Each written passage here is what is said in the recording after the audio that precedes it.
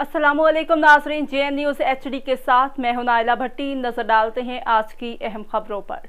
खबर शामिल करते हैं डिस्ट्रिक्ट मुजफ्फरगढ़ से। Rana Aamir Farooq, bureau chief district Muzaffargarh. JN news की तफसीलात के मुताबिक मुजफ्फरगढ़ में दरियाए चनाब में ऊंचे दर्जे के सैलाब का खतरा है। मुजफ्फरगढ़ में बीच के इलाकों में पानी दाखिल होने से मकामी अफराद नकल मकानी पर मजबूर हैं। ज़िले इंतज़ामिया PDMA की जानिब से 104 मवाज़ात को अलर्ट नोटिस जारी कर दिया गया है। दरियाए चनाब में इस वक्त 1,50,000 क्यूसिक पानी का रेला गुजर रहा है। ज़िले इंतज़ामिया की जानिब से बीच के इलाकों की मस्जिदों में ऐलानात का सिलसिला भी जारी है। ज़िले इंतज़ामिया ने फील्ड रिलीफ कैंप भी कायम कर दिए हैं।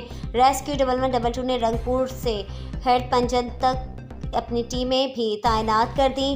रेस्क्यू की जानिब से प्राइवेट कश्तियाँ के मुलाओं को लाइफ जैकेट भी फराम की गई है।